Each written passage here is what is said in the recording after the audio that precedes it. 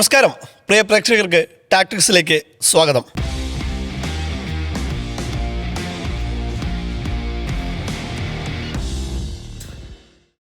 നമുക്കപ്പം Haris Nenmara MSK ഒരുപാട് ദിവസമായി നമ്മൾ ടാക്ടിക്സ് ചെയ്തിട്ട്. കഴിഞ്ഞ വേൾഡ് കപ്പിന് ലാസ്റ്റാണ് നമ്മൾ ചെയ്തത്, അതിനുശേഷം ചെയ്തിട്ടില്ല. ഒരുപാട് പേര് ചോദിക്കുന്നുണ്ട് എവിടെ പോയി ടാക്ടിക്സ് എന്നൊക്കെ. നമ്മൾ അതിശക്തമായൊരു തിരിച്ചുവരവാണ് നടത്താൻ പോകുന്നത്. കാരണം നമ്മൾക്ക് മുന്നിൽ IPL ഉണ്ട്. ഒരു ഗംഭീരമായൊരു സീസണാണ്. എല്ലാവർക്കും നല്ലൊരു IPL സീസൺ ആവട്ടെ. ഫാൻസിന് MSK ഏതാ ടീം? 2002 വരെ 2003 വരെ ഞാൻ മുംബൈയുടെ കട്ട ഫാനായിരുന്നു. കാരണം സച്ചിൻ ടെണ്ടുൽക്കർ ഉള്ളത് കൊണ്ട് തന്നെ. സച്ചിൻ്റെ ആ ഒരു 2008 തുടങ്ങിയത് മുതൽ സച്ചിൻ ആദ്യ സീസണിൽ കളിക്കാൻ പറ്റിയിരുന്നില്ല. അതിനുശേഷമുള്ള മുംബൈയുടെ ദുഃഖത്തിലും മുംബൈയുടെ വേദനയിലും മുംബൈയുടെ വിജയങ്ങളിലും അതൊക്കെ അത്രത്തോളം ആഘോഷിച്ചുകൊണ്ട് മുംബൈയുടെ ആ ബ്ലൂ രക്തം, എൻ്റെ രക്തത്തിൻ്റെ കളർ പോലും ബ്ലൂ ആണ്, ശരിക്കും ദൈവത്തിൻ്റെ പോരാളികൾ തുടങ്ങുന്നത് തോറ്റുകൊണ്ടാണ് എന്നൊക്കെയുള്ള നമ്മളതൊക്കെ പറഞ്ഞിട്ടുണ്ടായിരുന്നു. പക്ഷേ ഈ ഹാർദിക് പാണ്ഡ്യ ഗുജറാത്തിൽ നിന്നും തിരിച്ച് മുംബൈയിലേക്ക് വരുന്നു. ആ സീസണിൽ തൊട്ട് ഞാൻ മുംബൈ മാറി മറ്റു ടീമുകൾ ഏതാണ് എന്നുള്ളതിൽ അല്ല മറ്റു ടീമുകൾ ഏതാണെന്ന് നോക്കുമ്പോൾ എൻ്റെ മുമ്പിൽ സഞ്ജു വി സാംസൺ ഇങ്ങനെ നിറഞ്ഞു നിൽക്കുകയാണ്. സഞ്ജു ഏതാണ്ട് ആ ഒരു സമയത്ത് തന്നെയാണ് ക്യാപ്റ്റനായത്. അപ്പം സ്വാഭാവികമായിട്ടും എൻ്റെ ഇഷ്ടം കുറച്ചുകൂടി നമ്മളിപ്പോൾ ഒരു ടീമിൽ തന്നെ സ്റ്റിക്ക് ചെയ്ത് പോകണ്ട. ഇനിയിപ്പോ ഫസ്റ്റ് കമന്റ് എന്തായിരിക്കും അറിയോ? തുടങ്ങി സഞ്ജു PR. അല്ല അപ്പോൾ പിന്നെ തീരുമാനിച്ചു ഒരു ടീം മാറണം ഹാർദിക്കിൻ്റെ. ഇപ്പോഴും ഞാൻ കരുതുന്നത് ഹാർദിക്കിനെ ഈ ഗുജറാത്തിനെ ഗംഭീരമായി നയിച്ചു കൊണ്ടുനിന്ന ഹാർദിക്കിനെ മുംബൈ വാങ്ങി ക്യാപ്റ്റനാക്കിയതും നമ്മുടെ രോഹിത് ശർമ്മ എന്ന 5 തവണ അവർക്ക് കിരീടം നേടിക്കൊടുത്ത ക്യാപ്റ്റനെ ഒരു രാത്രി കൊണ്ട് അവിടുന്ന് ക്യാപ്റ്റൻസി മാറ്റിയതൊക്കെ ഒരു അനീതിയാണെന്ന് തന്നെയാണ് ഇപ്പോഴും ഞാൻ കരുതുന്നത്. അതിനുശേഷം ഞാൻ ടീം മാറിയിട്ട് സഞ്ജു ഉള്ള ടീമായ രാജസ്ഥാൻ റോയൽസിനൊപ്പം കൂടുന്നു. സഞ്ജു നമുക്കറിയാം ഈ ലോകകപ്പിലെ ഏറ്റവും മികച്ച 3 ഇന്നിങ്സുകളുമായി ഇന്ത്യയെ വിജയത്തിൽ എത്തിക്കുന്നു. സഞ്ജു തിരിച്ച് CSKയിലേക്ക് കൂടുമാറുന്നു. സ്വാഭാവികമായിട്ടും ഈ സീസണിൽ ഞാൻ CSKക്കൊപ്പമാണ്. ചെന്നൈ. ഞാൻ ഓൾവേസ് മുംബൈ ഫാനാണ്.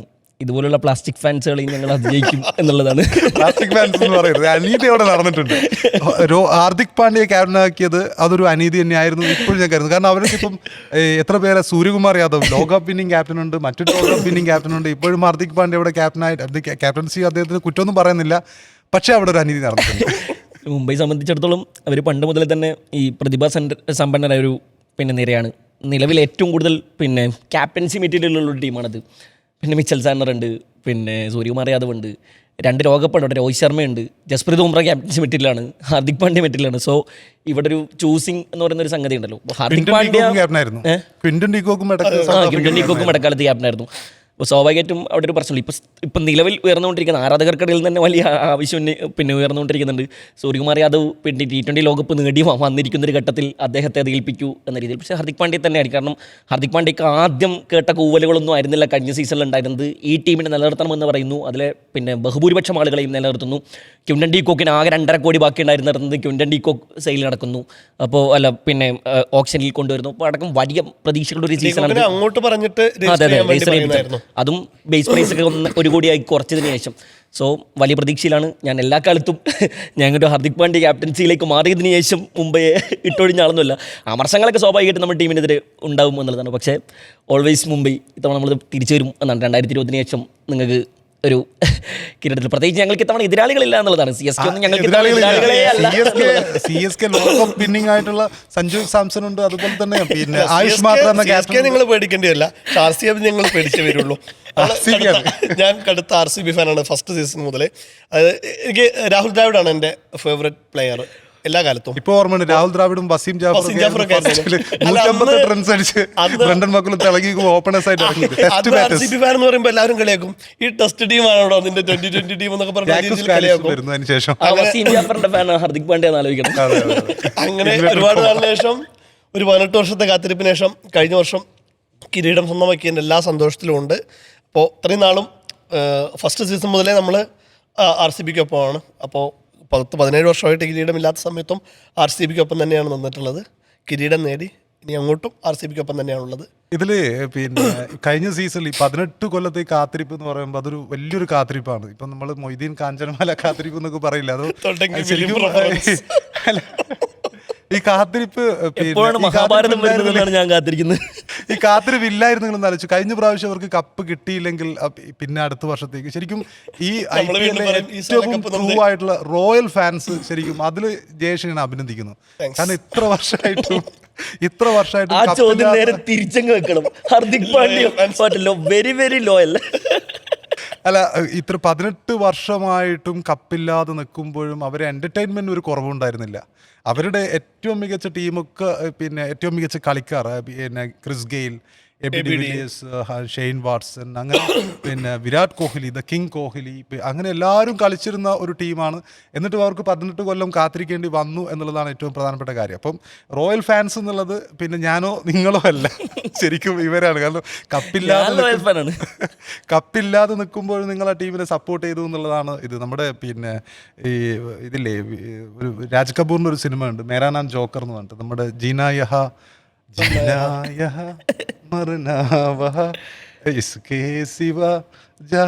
ആ പാട്ടൊക്കെ ഉള്ള സിനിമ.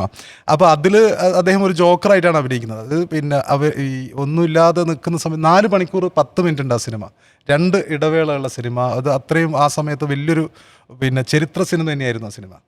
അതിലുള്ള കണ്ടന്റ് എന്നുള്ള ഇതാണ്. അതായത് ഇദ്ദേഹം ഒരു ജോക്കറായിട്ട് അഭിനയിക്കുകയാണ്. പിന്നെ അത്രത്തോളം ജീവിതത്തിൻ്റെ വിഷമതകളിലൂടെ കടന്നു പോകുമ്പോഴും ആളുകൾ ചിരിപ്പിക്കുക, എൻ്റർടൈൻ ചെയ്യിപ്പിക്കുക, സ്വന്തം കണ്ണീരൊക്കെ മറന്നുകൊണ്ട് എൻ്റർടൈൻ ചെയ്യിപ്പിക്കുക. അതായിരുന്നു കഴിഞ്ഞ 17 സീസണുകളും RCB ചെയ്തിരുന്നത്. അതായത് IPL സീസൺ ആകുമ്പോൾ കുറെ മീമും ട്രോളുകളൊക്കെ ഇറങ്ങും. അതിനകത്ത് പ്രധാനപ്പെട്ട ഒന്ന് മലയാളത്തിലെ ജോക്കറിലെ ഒരു ഡയലോഗ് ഉണ്ട്, കോമാളിക്ക് അറിയാൻ പാടില്ല, ചത്താലും അറിയാൻ പാടില്ല. ഇതിലെ ഈ മേരാൻ ജോക്കറിലെ സാധനം അതാണ്. ആ കൈൻഡ് കുറെ മീമും ട്രോളുകളൊക്കെ നമുക്ക് ഇഷ്ടം പോലെ വന്നതാണ്. ഈ സാല കപ്പ എന്നൊക്കെ പറഞ്ഞിട്ട് കപ്പില്ല, കപ്പയുടെ പടക്കം വെച്ചിട്ട് വരുന്ന ഒരുപാട് ട്രോളുകൾ. കാൽക്കുലേറ്റർ ഏറ്റവും ഉപയോഗിച്ച ഒരു ടീം. അതെ അതെ അതെ. പക്ഷെ അതിനെല്ലാം ഉള്ള മറുപടി ഞങ്ങൾ കഴിഞ്ഞ സീസണിൽ അതിഗംഭീരമായിട്ട് കൊടുത്തു. ഇത്തവണ നോക്കുമ്പോൾ കുറച്ചധികം സ്പെഷ്യലാണ്. ഒന്ന് കുറച്ചധികം ഇമോഷണലാണ് ഒന്ന് ഈ സീസൺ. കാരണം നമുക്കറിയാം, കഴിഞ്ഞ തവണ കപ്പടിച്ചതിന് ശേഷം ബംഗളൂരിൽ നടന്ന വിജയാഘോഷത്തിനിടെ നടന്ന മരണം, ഒരു 11 ആരാധകരാണ് മരിച്ചിട്ടുള്ളത്. ഒരുപാട് റെസ്ട്രിക്ഷൻ ഉണ്ടായിരുന്നു. ഇത്തവണ ടീമിന് ചിന്നസ്വാമിയിൽ കളിക്കാൻ പറ്റുമോ എന്ന് പോലുമുള്ള പ്രശ്നങ്ങളുണ്ടായിരുന്നു. അവസാനം NOC കിട്ടി, അങ്ങനെ വരികയാണ്. മാത്രമല്ല മാനേജ്മെൻറ്റ് ഈ സീസണിലെ എല്ലാ മത്സരത്തിലും നമുക്കറിയാം ഏറ്റവും കൂടുതൽ ടിക്കറ്റ് വിറ്റ് പോകുന്ന ഹോം ഗ്രൗണ്ടുകളിലൊന്ന് ചിന്നസ്വാമിയാണ്. 11 സീറ്റ് ഒഴിച്ചിടും മരിച്ച ആരാധകർക്കുടെ അവരുടെ കുടുംബത്തിലെ ദുഃഖത്തിൽ പങ്കുചേരാൻ വേണ്ടിയിട്ട്. ടീം മത്സരത്തിൻ്റെ അന്ന് ടീം പരിശീലനത്തിന് ഗ്രൗണ്ടിലേക്ക് ഇറങ്ങുന്ന സമയങ്ങളിൽ മാച്ച് ഡേയിൽ എല്ലാവരും 11 എന്ന് എഴുതിയ ജേഴ്സി ധരിച്ചാണ് RCBയുടെ താരങ്ങളെല്ലാം, വിരാട് ഉൾപ്പെടെയുള്ള എല്ലാ താരങ്ങളും ഇറങ്ങാൻ പോകുന്ന. അത്തരത്തിൽ ഇത്തവണ ഞങ്ങളെ സംബന്ധിച്ചിടത്തോളം, RCBയെ സംബന്ധിച്ചിടത്തോളം കുറച്ച് ഇമോഷണലും കൂടിയാണ് ഈ ഒരു സീസൺ. അതുകൊണ്ട് തന്നെ നിലനിർത്തുക എന്നുള്ളൊരു ഭാരിച്ച ഉത്തരവാദിത്വമുണ്ട്. അതിന് തക്ക സെറ്റായ ഒരു സ്ക്വാഡും ഉണ്ട് എന്നുള്ളതാണ് എൻ്റെ പ്രതീക്ഷ. CSK പിന്നെ ഈ പ്രാവശ്യം കരുതി തന്നെയാണ് ഇറങ്ങുന്നത്. കാരണം CSK പിന്നെ ഋതുരാജ് ഗെയ്ക്വാർ ക്യാപ്റ്റനായിട്ട് അവിടെ ഉണ്ട്. സഞ്ജുവിൻ്റെ വരവാണ് CSKയെ സംബന്ധിച്ചിടത്തോളം ഏറ്റവും പ്രധാനപ്പെട്ട ഒരു കാര്യം. അതുമാത്രമല്ല, മഹേന്ദ്ര സിംഗ് ധോണി ഈ വർഷം അദ്ദേഹം ഡെഫിനറ്റ്ലി ഇങ്ങോട്ട് പറയാതെ തന്നെ അദ്ദേഹം പിരിഞ്ഞു പോകാനുള്ള എല്ലാ സാധ്യതയുണ്ട്. അങ്ങനെയാണെങ്കിൽ സഞ്ജു അടുത്ത പിന്നെ ധോണിയുടെ ആ ഒരു വലിയ ഷൂ ഫില്ല് ചെയ്യുന്നു. ധോണിയുടെ ആ ഒരു പോപ്പുലാരിറ്റി സഞ്ജുവിലേക്കും വരുന്നു. അതുമാത്രമല്ല, അണ്ടർ-19 വേൾഡ് കപ്പ് വിന്നറും ആ ടീമിലുണ്ട്. മൊത്തത്തിൽ നോക്കുമ്പോൾ ആയുഷ് മാത്ര എന്ന കളിക്കാരനുണ്ട്. അപ്പം മൊത്തത്തിൽ നോക്കുമ്പോൾ ഒരു സെറ്റ് ടീമായിട്ട് തന്നെയാണ് CSK എനിക്ക് ഫീൽ ചെയ്യുന്നത്. CSK ഏറ്റവും കൂടുതൽ കഴിഞ്ഞ കാലങ്ങളിലായിട്ട് നേരിട്ടിരുന്ന ഏറ്റവും പ്രധാനപ്പെട്ട കാര്യം, ഒരു വിമർശനം എന്നുള്ളത് ഒരു വയസ്സൻ പടയാണ് എന്നുള്ള ഒരു വിമർശനമായിരുന്നു. ഈ പ്രാവശ്യം അവരത് മാറ്റിയിട്ട് ഒരു കുറച്ചുകൂടി യങ്സ്റ്റേഴ്സിനെ ടീമിലേക്ക് ഉൾപ്പെടുത്തിയിട്ടുണ്ട്. അപ്പോൾ തീർച്ചയായിട്ടും ഞങ്ങൾ ഈ പ്രാവശ്യം വരുന്നത് കപ്പടിക്കാൻ വേണ്ടി തന്നെയാണ്. ഞങ്ങൾ 5 പ്രാവശ്യം കപ്പടിച്ചിട്ടുണ്ട്. ഞങ്ങളുടെ ഗ്രൗണ്ട് നോക്കാനാണല്ലോ വരുന്നത്. 5 പ്രാവശ്യം കപ്പടിച്ചെന്ന് പറയുമ്പോൾ മുംബൈയിലായിരുന്നപ്പോൾ 5 പ്രാവശ്യം MSKക്ക് കൂടുതൽ കപ്പുണ്ട്. മുംബൈയുടെ കപ്പും കൂട്ടും MSK അല്ലേ. അപ്പോൾ പിന്നെ CSK കുറച്ചുകൂടി ഈ പ്രാവശ്യം ഒരു നല്ല ഫൈറ്റ് തന്നെ പിന്നെ കാഴ്ചവെക്കാനുള്ള സാധ്യതയുണ്ട്. RCB നല്ല ടീമാണ്. പക്ഷേ മൊത്തത്തിൽ നോക്കുന്ന സമയത്ത് എനിക്ക് തോന്നുന്നത്, എൻ്റെ ഫീൽ, മുംബൈയാണ് കുറച്ചുകൂടി സെറ്റിൽഡ് ആയിട്ട്, കുറച്ചുകൂടി ഒരു വലിയ ടീം എന്നുള്ള നിലക്ക് നോക്കും മുംബൈ തന്നെയാണ് വലിയ ടീം. പക്ഷേ CSKക്ക് കപ്പിലേക്ക് തിരിച്ചെത്തേണ്ടത് അത്യാവശ്യമാണ്. 2023 ശേഷം അവർ കപ്പടിച്ചിട്ടില്ല, 3 വർഷമായി. അപ്പം ധോണിയുടെ അവസാന വിടവാങ്ങൽ ഒരു കപ്പടിച്ചുകൊണ്ട് തന്നെ ആയിരിക്കും എന്ന് തന്നെയാണ് ഞങ്ങൾ കരുതുന്നത്. സർഫ്രാസിൻ്റെ ഒരു തിരിച്ചൊരു ഏത് രീതിയിലായിരിക്കും എന്നുള്ളൊരു കൗതുകമുണ്ട്. അദ്ദേഹത്തിന് നല്ലൊരു സീസൺ ആവട്ടെ എന്ന് വ്യക്തിപരമായിട്ടൊരു ആഗ്രഹമുണ്ട് എനിക്ക്. തീർച്ചയായിട്ടും സർഫറാസ് നമുക്കറിയാം. വേറൊന്നുമില്ല, ഈ CSKയെ സംബന്ധിച്ച് പിന്നെ കഴിഞ്ഞ സീസണിൽ അവർ അനുഭവിച്ചിരുന്ന പ്രധാനപ്പെട്ട പിന്നെ പ്രതിസന്ധികളിലൊന്ന് ഈ പവർ പ്ലേയിൽ അവർക്ക് സംഭവിച്ച വലിയ ചില പിഴവുകളാണ്. ഇപ്പോൾ പല റൊട്ടേഷനുകൾ നടത്തിയിട്ടും വിജയിക്കാതെ ഒരു സംഗതി. ഇപ്പോൾ ഇന്നലെ പിന്നെ ക്യാപ്റ്റൻസ് മീറ്റിൽ മുംബൈയിൽ ഋതുരാജ് ഗെയ്ക്വാദിനോട് ചോദിക്കുന്നുണ്ട്, പിന്നെ മഹേന്ദ്ര സിംഗ് ധോണിയുടെ പൊസിഷൻ ഏതാണ് എന്ന കാര്യത്തിൽ നിങ്ങൾക്ക് ഇതുവരെ എനിക്കൊരു മറുപടി പറയാൻ കഴിഞ്ഞിട്ടില്ല. പക്ഷേ നിങ്ങൾക്ക് ഒരു കാര്യത്തിൽ മറുപടി പറയാൻ സാധിക്കും, ഋതുരാജ് സഞ്ജു അല്ലെങ്കിൽ സഞ്ജു ആയുഷ് മാത്രേ അല്ലെങ്കിൽ സഞ്ജു ഋതുരാജ് ഇതിലേതാണ് എന്ന്. ഒറ്റടിക്ക് അദ്ദേഹം വൺ വേർഡ് ആൻസറാണ് പറയുന്നത്, ഋതുരാജ് സഞ്ജു എന്ന് പറഞ്ഞാൽ അവരുടെ ഓപ്പണിംഗ് സ്ലോട്ട് തീരുമാനമായിരിക്കുന്നു എന്നുള്ളതാണ്.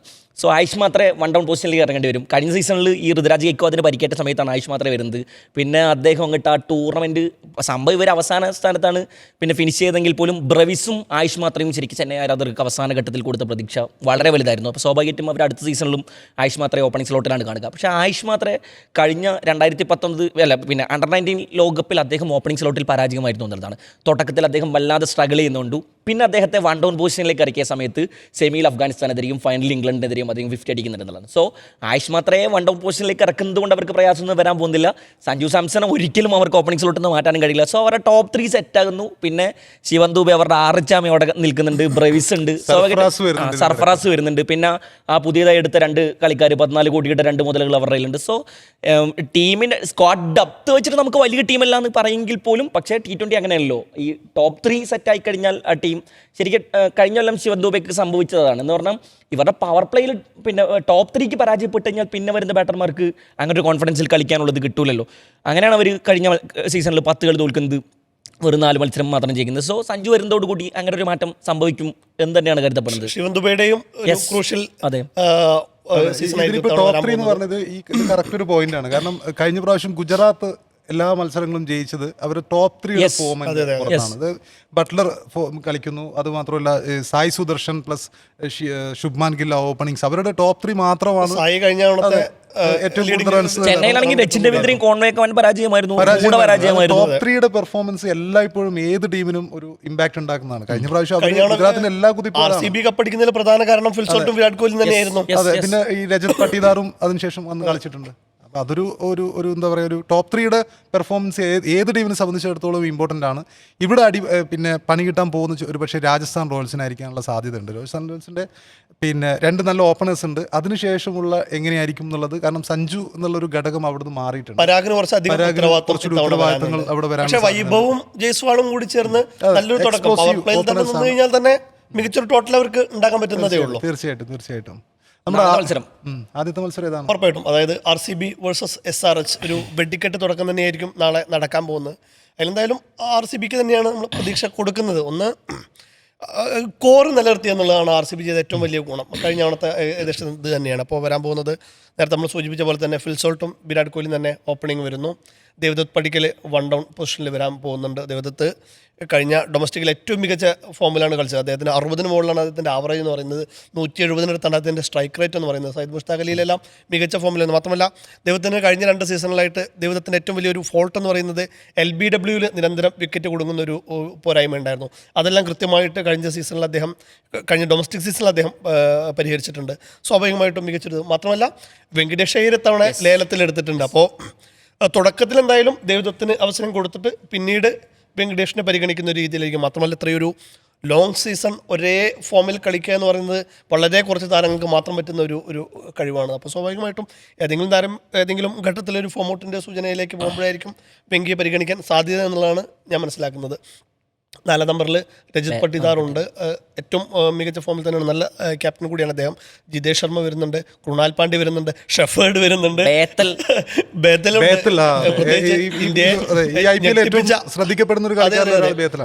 ഇന്ത്യയെ ഞെട്ടിപ്പിച്ച, അതായത് അത്രയും വലിയൊരു മാമോത്ത് സ്കോർ അടിച്ചിട്ട് പോലും വാങ്കഡയിൽ എല്ലാവരുടെയും ചങ്കിടിപ്പറ്റിയ ബേത്തൽ ഇംഗ്ലീഷ് താരം. അപ്പോൾ അത്തരത്തിൽ ആദ്യത്തെ ഒരു 8 പേരെന്ന് പറയുമ്പോൾ ഏറ്റവും മികച്ച ബാറ്റിംഗ് സ്പോട്ടുകളിലൊന്നാണ് RCBക്കുള്ളത്. പക്ഷേ ബൗളിങ്ങിൽ തീർച്ചയായും ചെറിയൊരു ആശങ്കയുണ്ട്. ഹേസൽവുഡ് ഇന്നാണ് ടീമിനൊപ്പം ജോയിൻ ചെയ്തത്. അദ്ദേഹത്തിന് NOC കിട്ടാനൊക്കെ ഭയങ്കര ബുദ്ധിമുട്ടുണ്ടായിരുന്നു.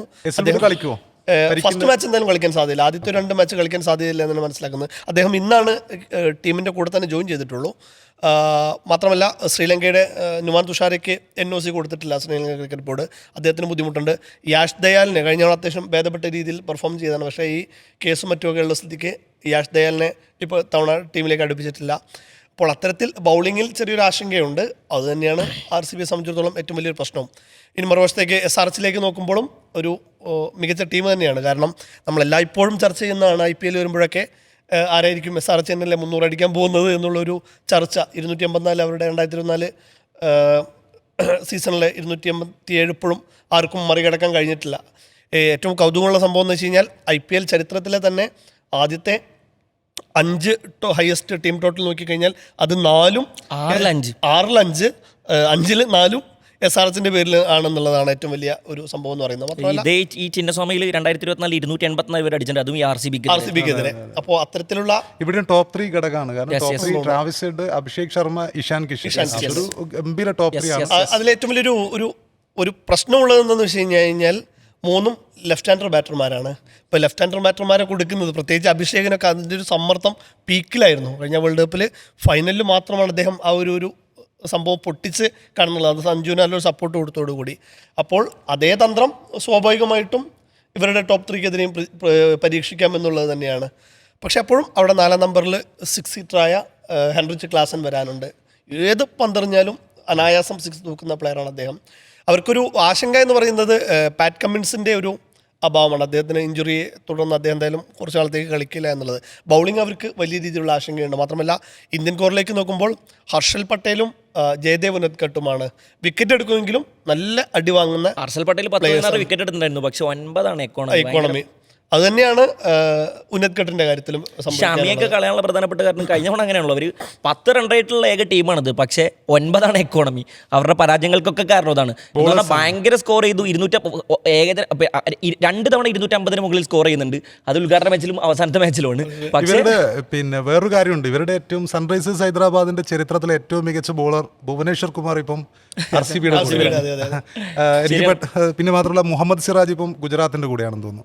അപ്പം അവരുടെ മെയിൻ ബോളേഴ്സ് ഉണ്ടായിരുന്ന ഒരു കാലഘട്ടം ഉണ്ടായിരുന്നു. പക്ഷേ കഴിഞ്ഞ 2-3 വർഷമായിട്ട് അവർ ബാറ്റിംഗ് പുതിയ ബാറ്റ്സ്മാരെ എടുക്കുമ്പം അവരുടെ കോർ ബോളേഴ്സിനെയൊക്കെ കൈവിട്ടൊരു കാഴ്ചയാണ് നമ്മൾ കാണുന്നത്. പെട്ടെന്ന് എനിക്ക് തോന്നുന്നു മറ്റൊരു കാര്യം, 2016 IPL ഫൈനൽ, അതിന് ശരിക്കും ഒരു പകരം വീട്ടാൻ RCBക്ക് ഇപ്പോൾ ചിന്നസ്വാമിയിലായിരുന്നു.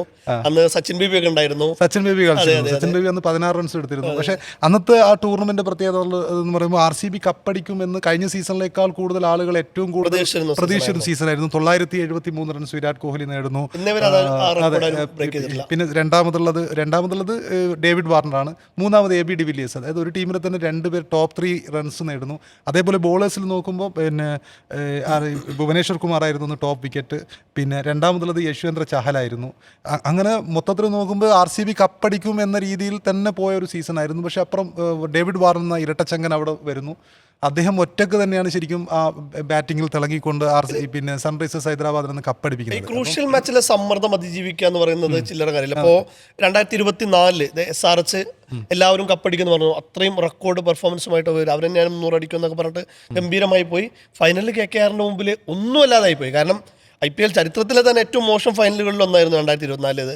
ആകെ 113 റൺസാണ് SRH, അതായത് 300 അടിക്കുമെന്ന് പറയുന്ന SRH എടുക്കുന്ന 113 കൊൽക്കത്ത ആണെങ്കിൽ അത് 10 ഓവറിൽ മറികടക്കുകയും ചെയ്തു. സുനിൽ നരേനൊക്കെ ഒന്ന് ഒരു വെടിക്കെട്ടൊക്കെ അടിച്ച് നമ്മളുണ്ട്. അപ്പോൾ ഈ സമ്മർദ്ദം മറികടക്കുക എന്ന് പറയുന്നത് ഒരു വലിയ ഘടകം തന്നെയാണ്. ഇതിൽ പിന്നെ ഈ ഹേസൽവുഡ് ഇല്ല എന്നൊക്കെ നമ്മൾ പറയുന്ന സമയത്ത് കഴിഞ്ഞ സീസൺ നമ്മൾ എടുത്തു നോക്കിക്കഴിഞ്ഞാൽ പിന്നെ പവർ പ്ലേയിൽ ഏറ്റവും കുറഞ്ഞ എക്കോണമിയിൽ പന്തെറിഞ്ഞ ടീമാണ് പിന്നെ RCB.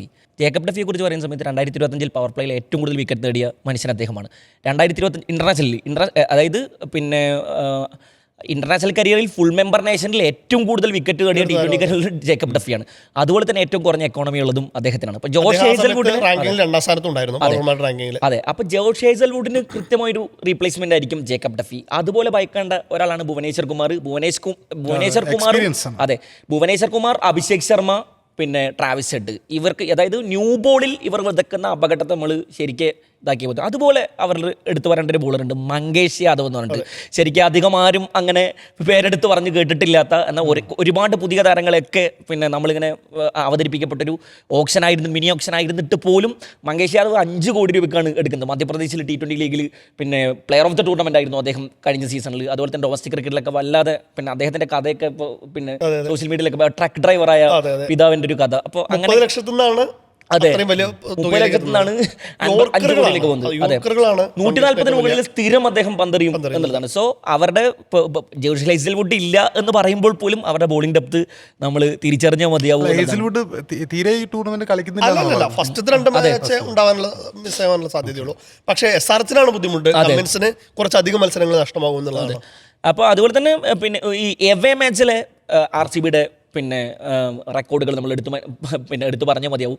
കഴിഞ്ഞ സീസണിൽ അവർ ഒരൊറ്റ എവേ മാച്ചിൽ പോലും പരാജയപ്പെട്ടിട്ടില്ല എന്നുള്ളതാണ്. എന്ന് മാത്രമല്ല എവേ ഗ്രൗണ്ടുകളിൽ അവരുടെ ബാറ്റർമാരുടെ ശരാശരി സ്ട്രൈക്ക് റേറ്റ് 168 അതിന് മുകളിലാണ് എന്നുള്ളതാണ്. സോ പിന്നെ ഇപ്പോൾ ഉദാഹരണത്തിന് പിന്നെ സാൾട്ടും വിരാട് കോഹ്ലിയും തമ്മിൽ തുടങ്ങിത്തരുന്ന തുടക്കം, ജിതേഷ് ശർമ്മ വരെ പിന്നെ നിൽക്കുന്ന അവരുടെ ഡെപ്ത് 17 കളിക്കാരെയാണ് ഇത്തവണ അവർ നിലനിർത്തിയിട്ടുള്ളത് എന്നുള്ളതാണ്. അതിലേക്കാണ് ഈ ആഡിങ്ങുകളൊക്കെ വന്നിട്ടുള്ളത് എന്നുള്ളതാണ്. ജേക്കബ് ബേത്തലിനെ കുറിച്ച് നമ്മൾ പറഞ്ഞേ മതിയാവും. കഴിഞ്ഞ പിന്നെ T20 ലോകകപ്പിൽ അവരുടെ ഇംഗ്ലണ്ടിന്റെ ഏറ്റവും ടോപ്പ് സ്കോറാണ് അദ്ദേഹം. വളരെ ചെറിയ പ്രായമാണുള്ളത്. അതെ, അതുപോലെ തന്നെ എന്ന് മാത്രമല്ല അദ്ദേഹം കഴിഞ്ഞ വർഷമോ മറ്റോ ആണ് പിന്നെ വൺ ഡേയിൽ അദ്ദേഹത്തിന്റെ മെയ്ഡൻ സെഞ്ചുറി അടിക്കുന്നത്. കഴിഞ്ഞ ഇംഗ്ലണ്ട് പൊട്ടി പരാജയപ്പെട്ട ആഷസിൽ അദ്ദേഹം ഒരു സെഞ്ചുറി അടിക്കുന്നുണ്ട്, സിഡ്നിയിലോ മറ്റോ അദ്ദേഹം സെഞ്ചുറി അടിക്കുന്നുണ്ട്. സോ അദ്ദേഹത്തെ എവിടെ പ്ലേസ് ചെയ്യും എന്നുള്ളതാണ്. കാരണം എന്താണെന്ന് വെച്ചാൽ അവിടെ പിന്നെ ടിം ഡേവിഡ് ഉണ്ട്, ഷെഫേർഡ് ഉണ്ട്, ഇവരൊക്കെ നല്ല ഫോമിലുമാണ്. പിന്നെ ടിം ഡേവിഡ് കഴിഞ്ഞ സീസണിൽ 200 സ്ട്രൈക്ക് റേറ്റിലേക്കാണ് ബാറ്റ് വീശിക്കൊണ്ടിരുന്നത് RCB കൊണ്ട്. അന്ന് അതേസമയം ഞാൻ അങ്ങനെ മുംബൈ ഫാൻ ആയതുകൊണ്ട് നമുക്കിങ്ങനെ അരിശം വരും. കാരണം മുംബൈയിൽ ഇവന്മാരൊന്നും കണ്ടിട്ടില്ലല്ലോ എന്നൊരു സംഗതി ഉണ്ടല്ലോ. RCBയിലേക്ക് വന്നതോടുകൂടി ഇവരങ്ങ് മാറുകയാണ്. ഷെഫേർഡും അതുപോലെ തന്നെയാണ്. ഷെഫേർഡ് പിന്നെ ഈ T20 ലോകകപ്പിൽ തന്നെ നിങ്ങൾ എടുത്ത് നോക്കൂ, 2 തവണ അവർ മൊത്തത്തിൽ പൊളിഞ്ഞടിങ്ങിയ സമയത്ത് അവസാനം ഒരു സിംബാബ്വേക്കെതിരെ മറ്റാണെന്ന് തോന്നുന്നു 7 വിക്കറ്റ് 9 വിക്കറ്റ് ഒക്കെ പോയ സമയത്ത് പോലും അവസാനം ഈ ഷെഫേർഡും ഹോൾഡറും കൂടെ ചേർന്നിട്ട് ഉണ്ടാക്കിയ ഒരു കൂട്ടുകെട്ട്. അതെ, അങ്ങനത്തെ വെട്ടിക്കെട്ട് ബാറ്റർമാർ പലരും ഉണ്ട്. സോ എവിടെയാണ് ഇവർ ബേത്തലിനെ കൊണ്ട് പ്ലേസ് ചെയ്യുക എന്നൊരു സംഗതി ഉണ്ടല്ലോ. ബേത്തലും അതുപോലെ വെങ്കടേഷ് അയ്യരെയും ഈ 2 പ്ലേയേഴ്സിനും എവിടെ പ്ലേസ് ചെയ്യും എന്നുള്ളത് തന്നെയാണ്. പിന്നെ പറഞ്ഞ പോലെ ഒരു ലോങ് ടൂർണമെന്റ് ആണ്, ഒരുപാട് മത്സരങ്ങൾ ബാക്കി കിടക്കുന്നുണ്ട്. എന്തായാലും സ്വാഭാവികമായിട്ടും ഇഞ്ചുറി കൺസേൺ ഉണ്ട്, ഫോം ഔട്ട് കൺസേൺ ഉണ്ട്. അത്തരം കാര്യങ്ങളിലൊക്കെ നോക്കുമ്പോഴായിരിക്കും സ്വാഭാവികമായിട്ടും പ്ലേസ് ചെയ്യാന്നുള്ളത്. മാത്രമല്ല ആ ഒരു വിന്നിംഗ് കോമ്പിനേഷൻ സ്ക്വാഡ് അതുപോലെ നിലനിർത്തിയത്, ആ വിന്നിംഗ് കോമ്പിനേഷനും ഏറെക്കുറെ അതുപോലെ തന്നെ നിലനിർത്താനുള്ള 11 തന്നെയായിരിക്കും അവർ നിലനിർത്തുക. ഏതെങ്കിലും സാഹചര്യത്തിൽ പരിക്കും ഫോം ഔട്ടും മറ്റ് വരുമ്പോൾ മാത്രമായിരിക്കും റീപ്ലേസ്മെന്റ് നോക്കുക എന്നുള്ളതാണ് മനസ്സിലാക്കുന്നത്. ഇല്ല, SRH കുറിച്ച് വരുന്ന സമയത്ത് പിന്നെ എപ്പോൾ വേണമെങ്കിലും 300 കടക്കാം എന്ന സാധ്യതയുള്ള ഒരു ടീം നമ്മളെപ്പോഴും പറയാറുള്ളത്. പക്ഷെ കഴിഞ്ഞ തവണ ഞാൻ നേരത്തെ പറഞ്ഞ പോലെ തന്നെ അവർക്ക് സംഭവിച്ചത് അവർ നന്നായി റൺ സ്കോർ ചെയ്യുന്ന സമയത്തും അവരുടെ ബോളർമാർ നന്നായി റൺ വിട്ട് കൊടുക്കുന്നു. 10 റൺ റേറ്റ് ഉള്ളപ്പോൾ 9 എക്കോണമിയിൽ പന്തെറിയുക എന്ന് പറഞ്ഞാൽ പിന്നെ ആ ടീം 6 മത്സരങ്ങളെ ജയിച്ചിട്ടുള്ളൂ എന്ന് പറയുന്നിടത്ത് പ്രത്യേകിച്ചുള്ള. അപ്പോൾ അവരുടെ ആ ബോളിങ്ങിലെ പ്രശ്നങ്ങൾ പരിഹരിക്കാൻ ഇത്തവണയും അവർക്ക് സാധിച്ചിട്ടില്ല എന്നുള്ളതാണ്. അപ്പോൾ ഈ ഹർഷൽ പട്ടേലിനെ ആശ്രയിച്ചുകൊണ്ട് എത്ര കാലം നിലനിൽക്കാൻ സാധിക്കും എന്നുള്ളൊരു സംഗതിയുണ്ട്. അവരുടെ സ്പിൻ ഓപ്ഷനുകൾ വളരെ പരാജയമാണ്.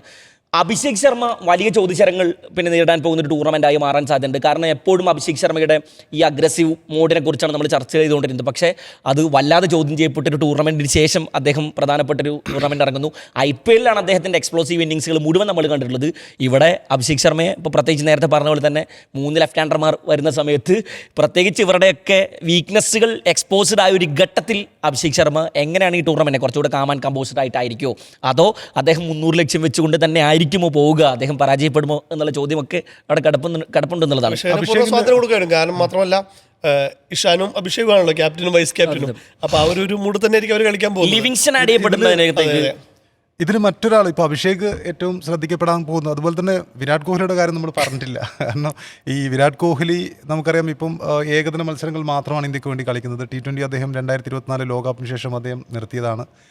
ടെസ്റ്റും അദ്ദേഹം നിർത്തിയിരിക്കുകയാണ്. അപ്പോൾ വിരാട് കോഹ്ലിയെ സംബന്ധിച്ചിടത്തോളം ഒരുപാട് കാലത്തെ ഇടവേളയ്ക്ക് ശേഷം, കാരണം ഇപ്പം നമ്മുടെ മനസ്സിലൊക്കെ ഉള്ളത് സഞ്ജു സാംസണും അഭിഷേക് ശർമ്മയും സൂര്യകുമാർ യാദവൊക്കെ നേടിയ ആ ഒരു T20 ലോകകപ്പാണ്. ഇഷാൻ കിഷനൊക്കെ നേടിയിട്ടുള്ളത്. അപ്പം വിരാട് കോഹ്ലി പിന്നെ ശരിക്കും IPL എന്ന് പറയുമ്പോൾ IPL-നെ വേണമെങ്കിൽ വിരാട് ലീഗ് എന്ന് തന്നെ പറയാം. ആ ലൈനിൽ തന്നെയാണ് അദ്ദേഹം ഇതുവരെ നേടിയ റെക്കോർഡുകളും.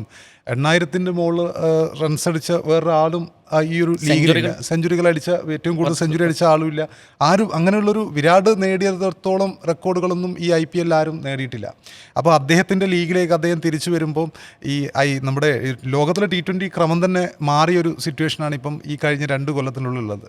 അതായത് പിന്നെ T20 ലോകകപ്പിൽ പോലും നമ്മൾ കണ്ടിട്ടുണ്ട് 250ഉം 220 റൺസൊക്കെ 200-ന് മുകളിലുള്ള റൺസാണ് ഇപ്പോൾ നമുക്ക് വേണ്ടത് എന്ന തരത്തിൽ നിൽക്കുന്ന ഒരു കാലഘട്ടത്തിൽ വിരാട് കോഹ്ലി വീണ്ടും T20യിലേക്ക് വരുന്നു. കഴിഞ്ഞ സീസണിൽ അദ്ദേഹത്തിൻ്റെ റൺ റേറ്റിനെ കുറിച്ചിട്ടുള്ള ഒരുപാട് പിന്നെ ആശങ്കകളും അതുപോലെ പിന്നെ വിമർശനങ്ങളൊക്കെ ഉണ്ടായിരുന്നു. എന്നിട്ടും അദ്ദേഹം കഴിഞ്ഞ സീസണിൽ അത്യാവശ്യം നന്നായിട്ട് മറ്റേ IPL തന്നെ ലീഡിംഗ് റൺസാണ്. പക്ഷേ അതെ, ആദ്യ മത്സരങ്ങളിൽ അദ്ദേഹത്തിന്റെ റൺ റേറ്റ് ഒരുപാട് വിമർശന വിധേയമായിരുന്നു. പിന്നീട് അദ്ദേഹം ഒരു ഘട്ടം കഴിഞ്ഞപ്പോൾ അദ്ദേഹത്തിന്റെ ഒരു ഷിഫ്റ്റ് നമ്മൾ കണ്ടിട്ടുണ്ട്. അദ്ദേഹം അഗ്രസീവായിട്ട് ബാറ്റ് ചെയ്യുന്നു, റൺസ് അതിവേഗം എടുക്കുന്നു, ക്ലാസ് സ്റ്റൈലിൽ തന്നെ ബാറ്റ് ചെയ്തുകൊണ്ട് അതിവേഗം റൺസ് എടുക്കുന്നു. ആ ഒരു സ്റ്റൈൽ നമ്മൾ കണ്ടിട്ടുണ്ട്. അപ്പോൾ വിരാട് കോഹ്ലിക്ക് അദ്ദേഹത്തിൻ്റെ ആ ഒരു തിരിച്ചു വരും എന്ന് പറയുമ്പോൾ ഫാൻസ് ഏറ്റവും കൂടുതൽ കാണാൻ ഇഷ്ടപ്പെടുന്നതും വിരാട് കോഹ്ലി ഈ ബാറ്റ് ചെയ്യുന്നത് കാണാൻ ഇഷ്ടപ്പെടുന്ന ഒരു സിറ്റുവേഷനാണ്. വിരാട് കോഹ്ലി എങ്ങനെയായിരിക്കും അദ്ദേഹം ആദ്യ മത്സരങ്ങൾ നേരിടുക, അദ്ദേഹത്തിൻ്റെ അപ്രോച്ച് എങ്ങനെയായിരിക്കും ഈ T20യിൽ, അദ്ദേഹത്തിൻ്റെ കഴിഞ്ഞ സീസണിൽ അദ്ദേഹത്തിൻ്റെ ഒരു ഘട്ടത്തിൽ, അതായത് വിമർശനങ്ങൾ നേരിട്ടതിന് ശേഷമുള്ള അദ്ദേഹത്തിൻ്റെ ബാറ്റിംഗ് സ്റ്റൈലും അഗ്രസീവ്നെസ്സും ഒക്കെ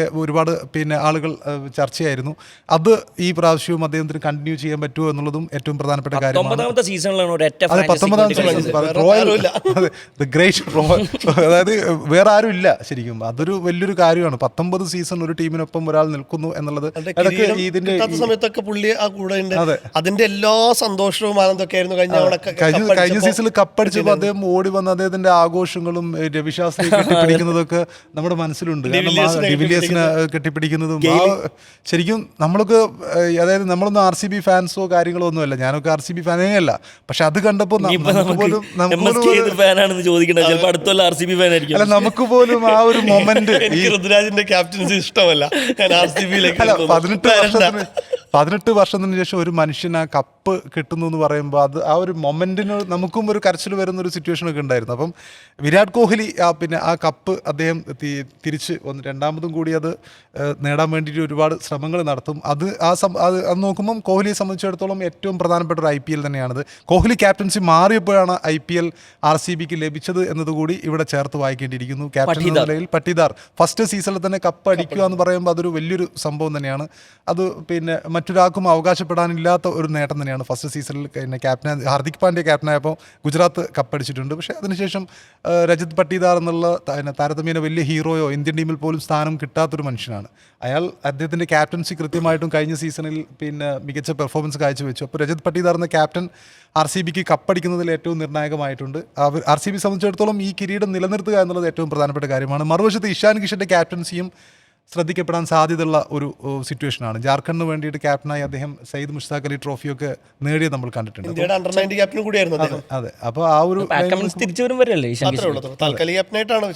അങ്ങനെയാണെങ്കിൽ അതുവരെ മികച്ച ടീം രീതിയിൽ തന്നെ കിഷാൻ നയിക്കുകയാണെങ്കിൽ സ്വാഭാവികമായിട്ടും അത് കണ്ടിന്യൂ ചെയ്യാനും സാധ്യതയുണ്ട്. ടു മീ ഈ IPL ഏറ്റവും കൂടുതൽ റൺസ് എടുക്കാൻ പോകുന്ന താരം ആരായിരിക്കും എന്നുള്ളത് നോക്കുമ്പോൾ ഞാൻ വിരാട് കോഹ്ലിയുടെ പേര് തന്നെ പറയും. ഞാനിപ്പോ പറയുന്നില്ല. ഒരാളെ പേര് പറയുന്നില്ല. ഞാൻ സഞ്ജു സാംസൺ പറയും. ആരിസ് നയം വ്യക്തമാക്കുന്നില്ല. ഒരു കാര്യം നമ്മൾ വിട്ടു. RCB ഇപ്പോ നമ്മുടെ 2 വൻ ഡീല് നടന്നു. RRനെയും RCB-യെയും പുതിയ ഫ്രാഞ്ചൈസി സ്വന്തമാക്കിയിട്ടുണ്ട്. അത് ഈ സീസണിലല്ല, അടുത്ത സീസൺ മുതലാണ് അവരുടെ പുതിയ ഫ്രാഞ്ചൈസിക്ക് കീഴിൽ വരികയുള്ളൂ. എന്നാൽ പോലും ബിർള ഗ്രൂപ്പിന്റെ കീഴിൽ ഏറ്റവും വലിയൊരു ഡീലിംഗ് 17,000 കോടിയുടെ ഡീലിംഗ്. നിങ്ങൾ മറ്റേ വിജയ് മല്യുള്ളപ്പോഴുള്ള ഒരു അപ്പൊ എന്തായാലും അത് ഒരു കൗതുകമുണ്ട്. കാരണം അതിലെ ബിർള ഷെയർക്കും രജത് പട്ടിദാറിനും ഒപ്പം കളിച്ചതാണ്, സഞ്ജുവിന്റെ കൂടെ കളിച്ചതാണ് പുതിയ ചെയർമാൻ. അദ്ദേഹം ഇതില് 2018 രാജസ്ഥാൻ റോയൽസ്. അദ്ദേഹം മധ്യപ്രദേശിൽ ഡൊമസ്റ്റിക്കില് കളിക്കുമ്പോൾ അദ്ദേഹത്തിന്റെ ടീമിലെ അംഗങ്ങളായിരുന്നു വെങ്കിയും ഒപ്പം തന്നെ ഇപ്പോഴത്തെ ക്യാപ്റ്റൻ രജത് പട്ടിദാറും.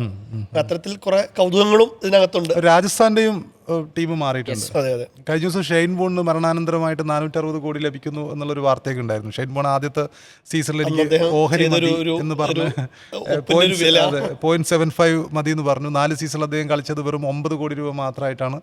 അദ്ദേഹം ഓഹരി പിന്നീട് അദ്ദേഹത്തിൻ്റെ ഓഹരി വർദ്ധിക്കുന്നു, 3% ആവുന്നു. ആ 3% ഇത്രയും വർഷങ്ങൾക്ക് ശേഷം അദ്ദേഹത്തിൻ്റെ കുടുംബത്തിനൊരു 460 കോടി രൂപ രാജസ്ഥാൻ റോയൽസ് കൊടുക്കുന്നു എന്ന് പറയുമ്പം അതും ഷെയ്ൻ ബോണ്ട്.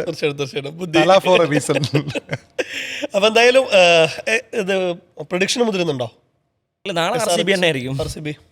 SRH നല്ലൊരു ടീമാണ്. അവർ ബോളിംഗ് കൂടി സെറ്റ് ആവണമെന്നേ ഉള്ളൂ. അവരുടെ അഭിഷേക് നാളെ ഫോം ആവാനുള്ള എല്ലാ സാധ്യതകളും ഉണ്ട്. ഞാൻ SRHന് വേണ്ടി വോട്ട് ചെയ്യും. ഓക്കെ, RCB തന്നെ വോട്ട്. അപ്പോൾ RCB SRH. ഓക്കെ, അപ്പോൾ എന്തായാലും പ്രിയപ്പെട്ട പ്രേക്ഷകരെ, നിങ്ങൾക്കുണ്ടാകും അഭിപ്രായങ്ങൾ, വിയോജിപ്പുകൾ എല്ലാം ഉണ്ടാകും. കൃത്യമായിട്ട് നമ്മുടെ വീഡിയോയ്ക്ക് താഴെ രേഖപ്പെടുത്തുക. നമുക്ക് ഇതുവരെ തന്നുകൊണ്ടിരുന്ന പിന്തുണയും സ്നേഹവും വിമർശനങ്ങളും ഒക്കെ ഇനിയും തുടരുക. ടാക്ടിക്സ് അവസാനിക്കുകയാണ്. നാളെ വീണ്ടും കാണാം. നമസ്കാരം.